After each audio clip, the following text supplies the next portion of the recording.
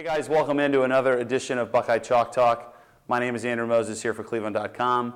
Today we're breaking down Rod Smith's 3-yard touchdown run from last week's win against Cincinnati in the first quarter of that ball game. Now Ohio State was able to really utilize their up-tempo offense in a lot more complex way.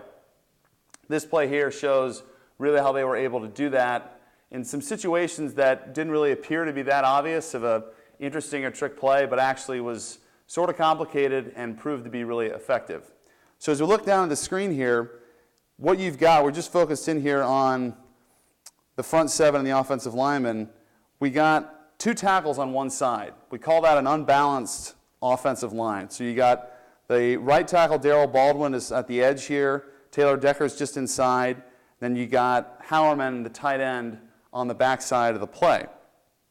Now you do this because you're trying to get more power at the front, at the point of attack. You're trying to get both your best tackles on the same side and have them work together to open up a hole. What Ohio State was really effective here is in a situation where you're just running a power play, you're just trying to get 3 yards to get a touchdown. And nothing is more fun for an offensive lineman to talk about than these types of plays. So in this situation here, the first thing in a power play, the first thing you got to have accomplished is you got to set the edge. And here Darrell Baldwin did a great job on this defensive end here of setting the edge, and they was able to get what we like to call a crease. You had this part of the line was set. The edge was set. The reason why that's important, if the tackle gets squeezed in by the defensive end, the hole really gets a lot smaller. It gets kind of junked up in there, and you see the running back really doesn't have anywhere to go. He did a nice job of setting the edge. Now the double team here on the three technique between the right guard here and Taylor Decker, the over tackle, they did a really nice job of getting movement here on the guard, or on the defensive tackle, so much so he gets pushed back almost all the way to the linebacker. Decker, when he came off, didn't even go to the linebacker. He actually went all the way back up to the safety. What happened in that situation was because they got so much movement on the three technique here, the defensive tackle, the linebacker literally had nowhere to go. He was stuck in that position. He was able to get over it eventually, but really wasn't able to deliver a strong blow on Rod Smith. So once you get this taken care of the 3 technique, and he gets pushed back out of the play, the center did a nice job on the nose, then the pulling guard. Before we get to the pulling guard, once you have the edge set and you get the 3 technique moved, you have a situation where you got another crease. You got a crease inside. So you got the outside of the line of scrimmage walled off. You got the inside walled off, and the backside sort of taken care of.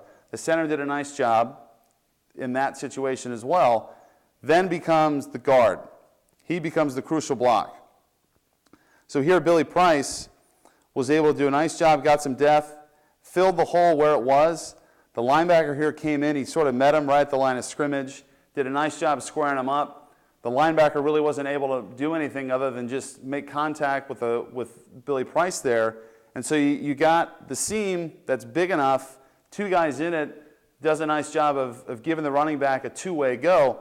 Rod Smith did a really nice job of following his blockers, cut inside, and the over safety on this side did come in and get a hand on him, but he was already had such a full head of steam, 3 yards about the goal line, was able to run through that tackle for a nice touchdown for Ohio State. So although this is definitely a basic play Ohio State had, I do think it's important in the sense that they had a 20-yard about a 15, 20-yard pass play to Jeff Hireman, and they just ran down the field, rushed to the line, got set up in this situation, and were able to execute it. That, to me, shows some confidence by the offensive coaching staff that they're able to have this up-tempo offense and actually run some more complicated things and allow them to use more of their playbook. And although it's just a simple running play that just was a 3-yard touchdown, definitely adds some complexities. Cincinnati was not able to adjust and allowed an easy walk-in touchdown. So we'll see how the Buckeyes fare next week against Maryland. We'll be back to discuss it. My name is Andrew Moses here for cleveland.com. Enjoy your football weekend.